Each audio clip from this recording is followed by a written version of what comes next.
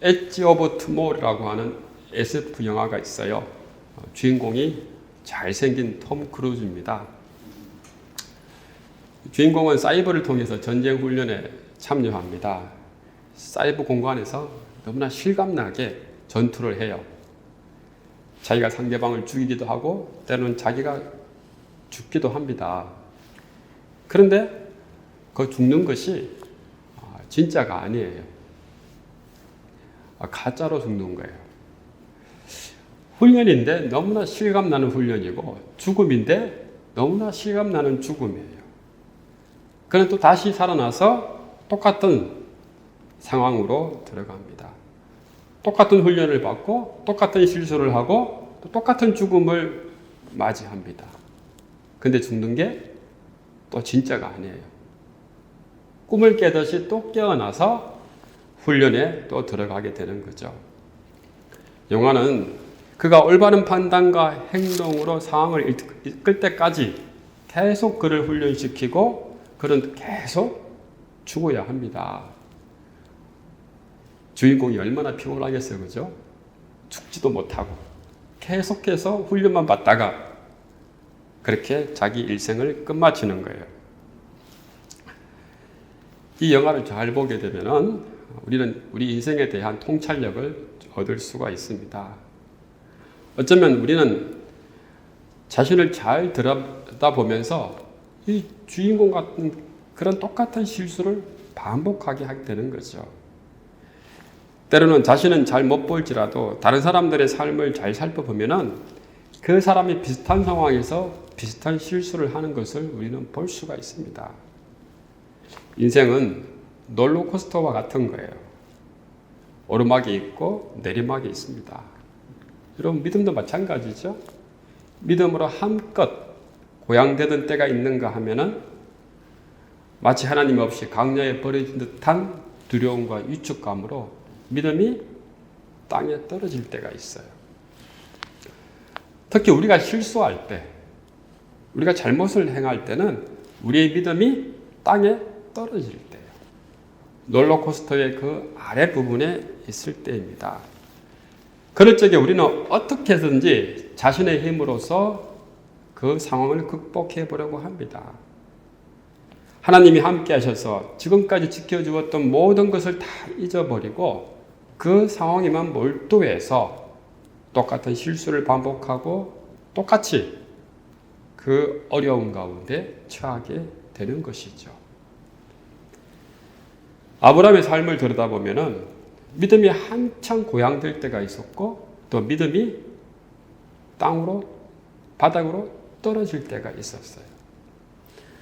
아브라함은 소수의 정예부대를 이끌고 동방 원종군들을 물리쳤을 때 믿음이 최고로 고양되었습니다. 그때 아브라함은 하나님만 의지하였고 그리고 자기 삶에서 아주 용기 있는 그런 삶을 살기도 했습니다. 또 자기 조카에게 좋은 목초지를 양보했을 때 아브라함 또한 그 믿음이 더욱더 확장되는 그 믿음이 더욱더 깊어지는 그런 순간들이었어요.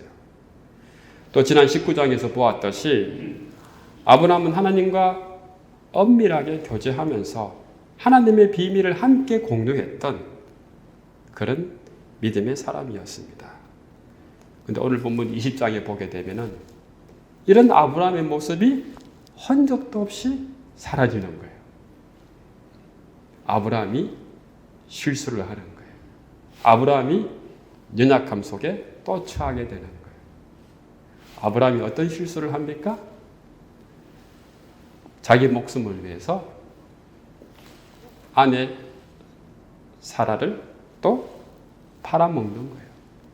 치졸한 남편의 모습을 보여주고 있는 것입니다.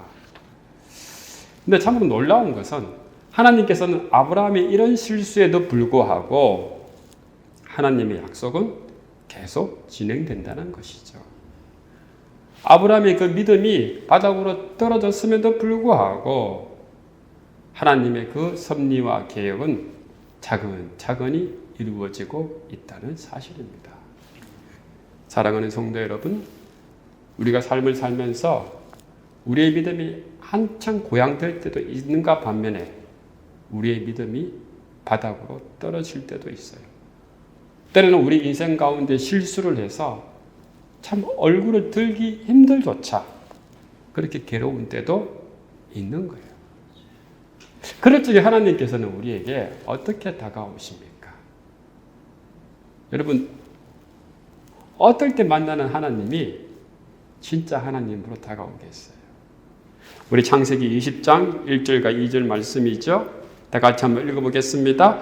아브라함이 거기서 네게부 땅으로 옮겨가 가데스와 술 사이 그랄에 거류하며 그의 아내 사라를 자기 누이라 하였으므로 그랄 왕 아비멜렉이 사람을 보내어 사라를 데려갔더니 아브라함이 마므레에서 네게부 땅으로 이동해서 가데스와 술 사이에 있는 이 그랄에 도착했습니다.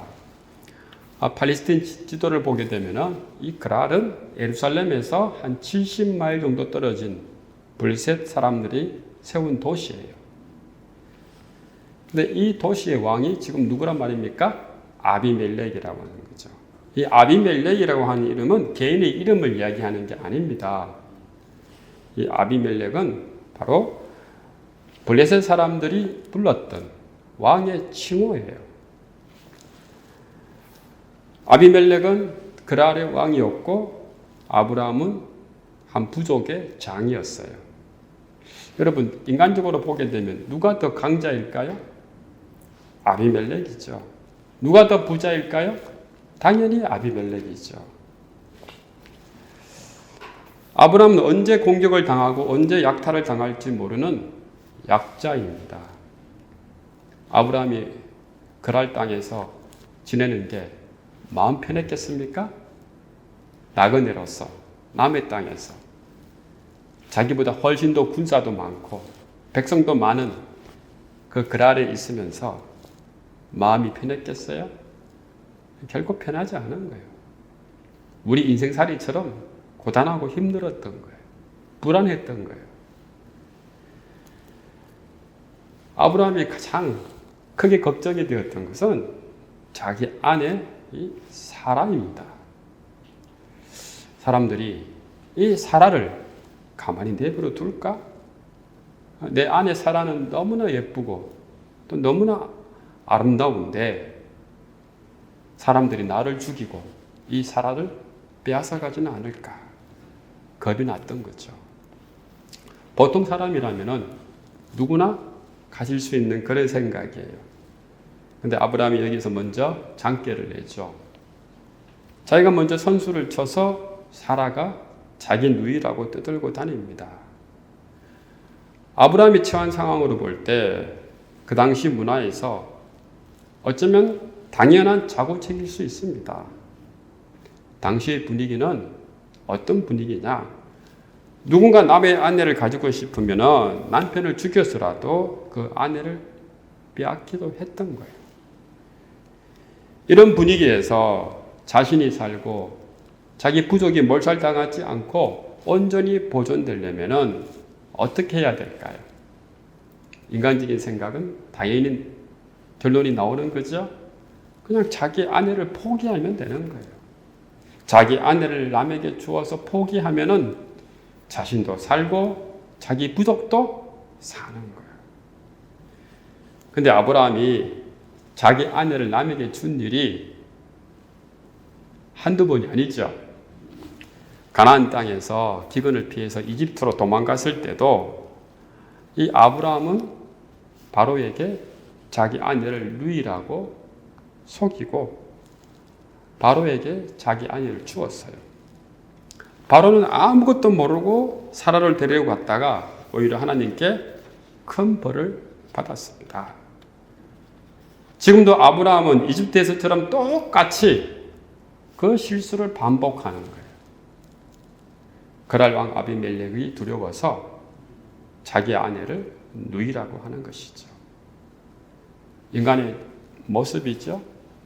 똑같은 실수를 똑같이 반복하는 거예요. 근데 하나님께서 이 일을 어떻게 보고 계십니까? 가만히 내버려 두고 계십니까? 안 그러면 아브라함을 야단치실까요? 하나님께서는 먼저 이 일에 대해서 적극적으로 개입하고 있는 거예요. 창세기 20장 3절과 4절이죠. 다 같이 한번 읽어보겠습니다. 그 밤에 하나님이 아비멜렉에게 현몽하시고 그에게 이르시되 내가 데려간 이 여인으로 말미암아 내가 죽으리니 그는 남편이 있는 여자임이라. 아비멜렉이 그 여인을 가까이 하지 아니하였으므로 그가 대답하되 주여 주께서 어려운 백성도 멸하시나이까. 하나님께서 아비멜렉의 꿈에 나타나셨습니다. 하나님께서 개입하기 시작하신 것이죠. 어떻게 개입하셨습니까? 이 여인이 다른 사람의 아내라고 먼저 알려주시는 거예요. 그러자 아비멜렉은 자신은 죄가 없고 결백하다고 이야기하는 것이죠. 우리는 이 짤막한 대화를 통해서 볼 때 아비멜렉이 어떤 사람인가를 알 수가 있는 거예요. 아비멜렉은 정당하게 사라를 데려왔고 또 의롭게 행동을 했어요. 그런데 오히려 믿음의 사람 이 아브라함은 거짓말을 했고 자기 부인을 팔았습니다. 아비멜렉은 그의 행동에 어떤 거짓도 없었습니다. 그런데 꿈에 하나님께서 나타나시자 아비멜렉은 하나님의 계시에 대해서 심각하게 받아들였고 두렵게 생각했습니다. 여러분, 인간적으로 보게 되면은 누가 더 나은 사람입니까? 아비멜렉입니까? 아브라함입니까? 당연히 아비멜렉이 더 나은 사람이죠. 인간적으로 보면은. 그런데 하나님께서 누구를 더 보호하셨습니까? 아비멜렉입니까? 아브라함입니까? 당연히 아브라함이죠.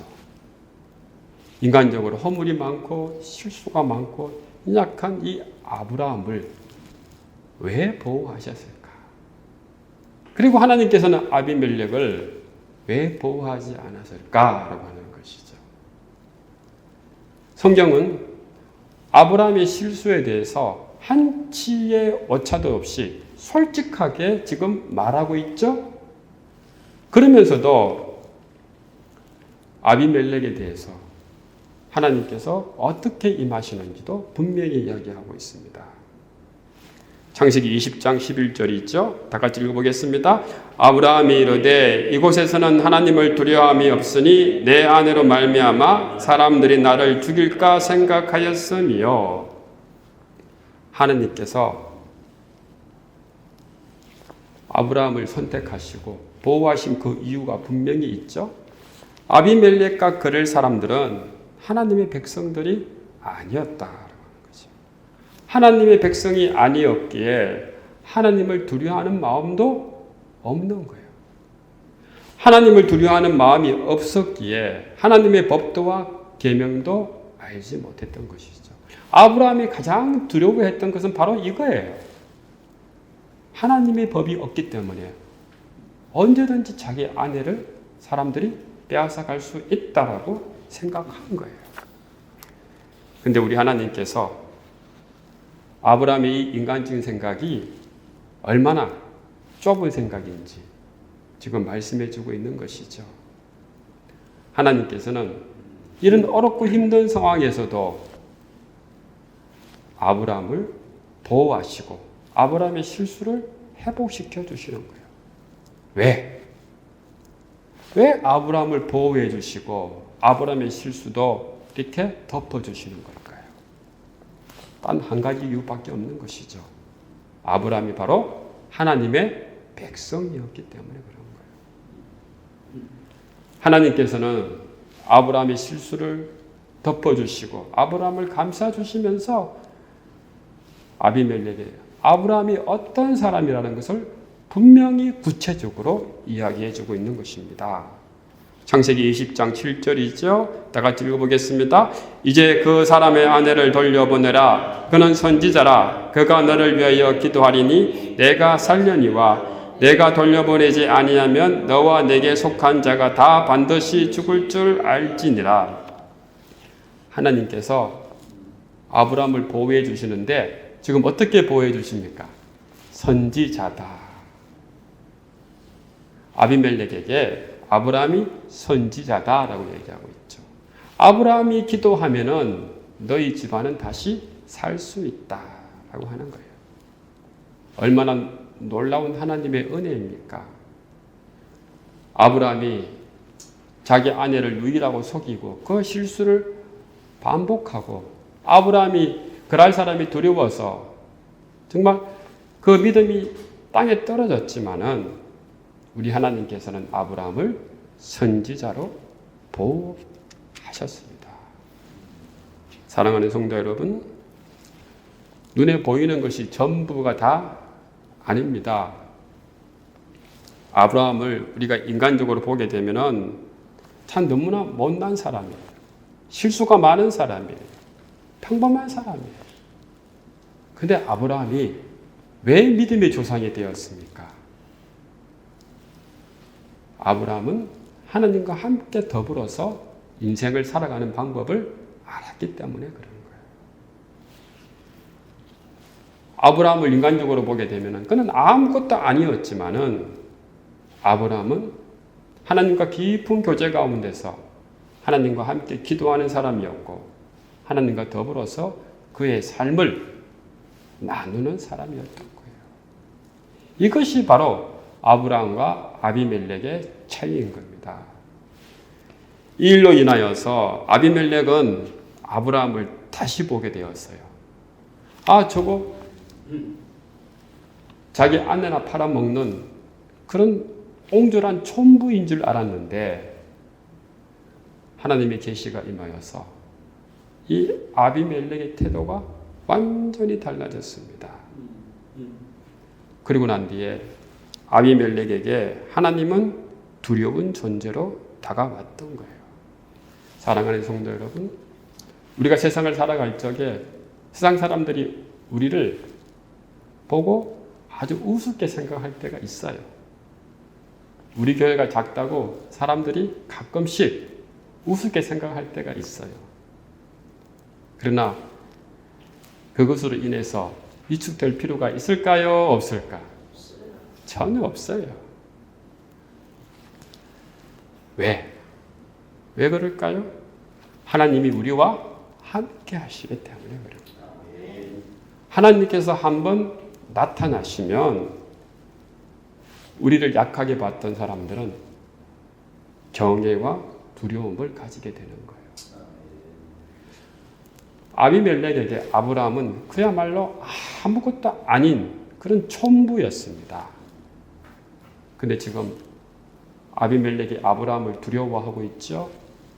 왜 두려워하고 있습니까?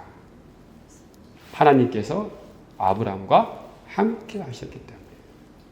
하나님께서 아브라함과 함께 하셨기 때문에 강자 아비멜렉에게도 아브라함은 선지자가 될 수 있었던 것이에요. 사랑하는 성도 여러분, 하나님께서는 우리의 약함만 보시는 게 아닙니다. 하나님께서는 우리의 인생 전체를 보시는 거예요. 우리가 때로 비로는 순간적으로 아브라함처럼 연약하고 실수를 하지만은 하나님께서는 다시 우리를 믿음의 반석 위로 굳건히 세워줄 때가 있는 거예요. 왜 그렇습니까? 하나님의 백성이기 때문에 그런 거예요. 하나님의 교회가 어렵고 힘들고 위축되어 있지만 이것이 전부가 아닌 겁니다. 언젠가는 이 하나님의 교회들을 주님께서 반석 위에 굳건히 세울 때가 있어요. 왜? 하나님의 나라이기 때문에. 사랑하는 성도 여러분, 비록 오늘 우리가 연약하지만은 그 연약함 가운데서 하나님은 우리와 함께 하시고 우리를 보호하십니다. 그 은혜가 우리와 함께 하심을 꼭 믿으시는 저와 여러분이 되기를 주님의 이름으로 축원합니다. 마태복음 10장 29절 31절에 예수님께서는 어떻게 말씀하고 계십니까? 우리 다 같이 한번 읽어보겠습니다. 참새 2마리가 한 아사리온에 팔리지 않느냐? 그러나 너희 아버지께서 허락하지 아니하시면 그 하나도 땅에 떨어지지 아니하리라. 너희에게는 머리털까지 다 세신 바 되었나니 두려워하지 말라. 너희는 많은 참새보다 귀하니라. 아멘. 우리를 지금 다 세시고 계신다 그러죠? 어디까지? 머리털까지도. 두려워하지 말라. 너희는 많은 참새보다 귀하다. 예수님이 우리와 함께 계시면 여러분 절대로 여러분의 약한 가운데 무너지지 않습니다. 주님과 함께 더불어서 이 세상을 승리하는 저와 여러분 되시기를 주님의 이름으로 축원합니다. 아비멜렉은 아브라함을 불러서 추궁합니다. 그에 대해서 아브라함은 변명합니다. 창세기 20장 12절과 13절이죠. 다 같이 한번 읽어보겠습니다. 또 그는 정말로 나의 이복 누이로서 나 아내가 되었음이니라. 하나님이 나를 내 아버지의 집을 떠나 두루 다니게 하실 때에 내가 아내에게 말하기를 이후로 우리의 가는 곳마다 그대는 나를 그대의 오라비라 하라. 이것이 그대가 내게 베풀 은혜라 하였느라. 아브라함의 변명은 어쩌면 당연한 것이죠. 아브라함과 사라가 오랜 여행을 하다 보면서 자신들이 서로 살 길을 찾은 거예요. 누가 우리를 해치러 오면은 나는 오빠로, 너는 여동생으로 하자. 만약에 아브라함의 말처럼 사라를 누이로 속이지 않았다면은 아마 아브라함과 사라는 온전하게 버틸 수가 없었을 겁니다. 근데 여러분, 이런 열국의 아비와 열국의 어머니가 맺은 이 서로의 약속이 옳을까요? 옳지 않을까요? 얼마나 참 우습게 보입니까? 그죠? 인간적으로 보게 되면은 아무런 문제가 없지만은 열국의 아버지 이 아브라함과 열국의 어머니 이 사라가 서로 약속한 것이 너무나 우스운 거예요. 그 시야가 그저 먹고 사는 눈앞의 현실에만 가 있다는 거죠. 지극히 좁아져 있다는 것이죠. 근데 이 사실을 아브라함도 깨닫지 못했고 사라도 잊어버린 거예요. 자신이 누구인지를 다 잊어버리고 사는 것이죠. 사랑하는 성도 여러분, 믿음이 약해졌을 때 나타나는 그 현상이 무엇입니까? 자신이 누구인 줄 모르는 거예요. 자신이 어디서부터 온 줄 모르는 거예요. 자기의 정체성이 막 흔들리는 거예요. 내가 하나님의 아들이고 하나님의 종인 사실을 잊어버리는 거죠. 그저 눈앞의 현실만 바라보는 거예요. 눈앞의 현실을 바라볼 적에 두려움이 닥쳐오고 눈앞의 현실을 바라볼 적에 작은 문제들이 산처럼 크게 보이고 눈앞의 현실을 바라볼 적에 앞날이 캄캄한 겁니다. 사랑하는 성도 여러분, 이것이 우리가 가지고 있는 한계입니다. 하나님께서는 이 한계를 다 들여다보시면서 다시 한번 아브라함을 회복시키시는 거예요. 아브라함은 자신이 그 좁은 시야로 인해서 여러 사람을 힘들게 한 실수를 했지만은 하나님께서는 아브라함을 다시 회복시켜 은혜를 베푸시는 겁니다. 오늘 본문에서 하나님께서 이 아브라함을 하나 둘씩 회복시키는 그 장면들이 소세하게 나와 있어요. 창세기 20장 14절과 18절이죠. 다 같이 한번 읽어보겠습니다. 아비멜렉이 양과 소와 종들을 이끌어 아브라함에게 주고 그의 아내 사라도 그에게 돌려보내고 아브라함에게 이르되 내 땅이 내 앞에 있으니 내가 보기에 좋은 대로 거주하라 하고 사라에게 이르되 내가 은총계를 내 오라비에게 주어서 그것으로 너와 함께한 여러 사람 앞에서 내 수치를 가리게 하였노니 내 일이 다 해결되었느니라. 아브라함이 하나님께 기도하며 하나님이 아브라함이 그의 아내와 요정을 치료하사 출산하게 하셨으니 여호와께서 이왕에 아브라함의 아내 사라의 일로 아비멜렉의 집의 모든 태를 닫으셨음이라. 오늘 아브라함을 하나님께서 회복시키는데 어떻게 회복시키십니까? 모든 것을 다 회복시키는 거예요. 물질적인 것도 회복시켜 주시고 영적인 것도 다 회복시켜 주십니다. 뿐만 아닙니다. 예전에 가지고 있던 것보다 더 귀하게 회복시켜 주시는 거예요. 근데 누구를 통해서 지금 회복시켜 주십니까? 아비멜렉을 통해서.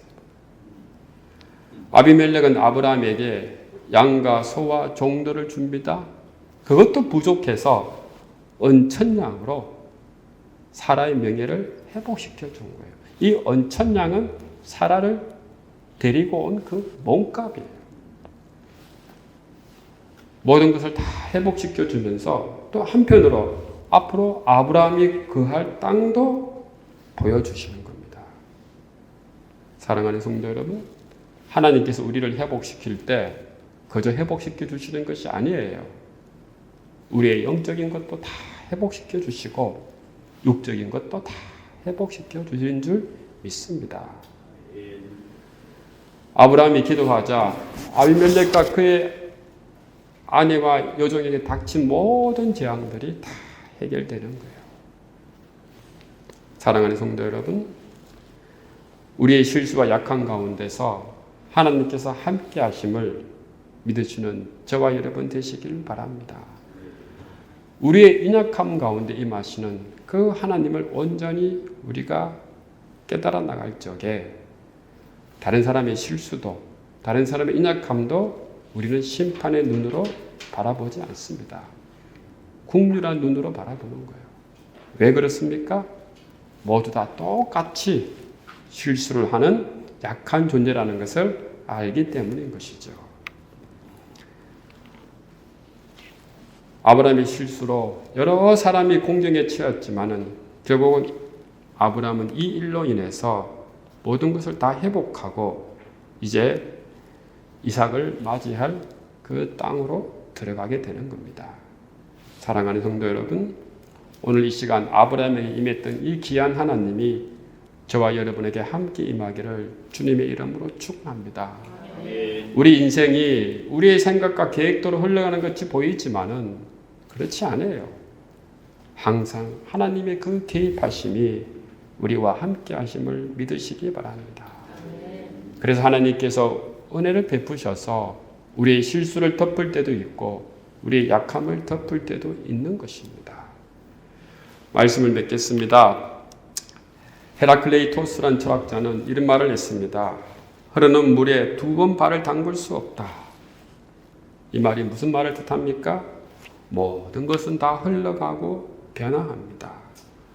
우리의 인생도 변화하고 우리의 믿음도 변화합니다.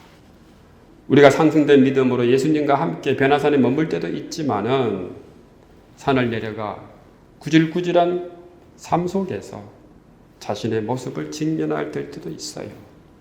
중요한 것은 우리가 믿음의 끈을 놓지 않고 늘 주님과 함께 머무는 일입니다. 아브라함의 부끄러운 에피소드는 우리가 얼마나 연약한 존재이며 하나님의 은혜가 필요한 것을 보여줍니다. 아브라함이 하나님과 늘 함께 동행하고 그 발걸음을 멈추지 않았듯이 우리도 한 걸음 한 걸음 걸어가서 아브라함처럼 믿음의 장인이 되는 저와 여러분 되시기를 주님의 이름으로 축원합니다. 우리가 이 인생 가운데서 아브라함처럼 실수할지라도 우리의 그 약함 속에 우리를 가두어 두지 마시고 하나님을 바라보며 그 약함을 이겨내는 저와 여러분 되시기를 주님의 이름으로 축원합니다.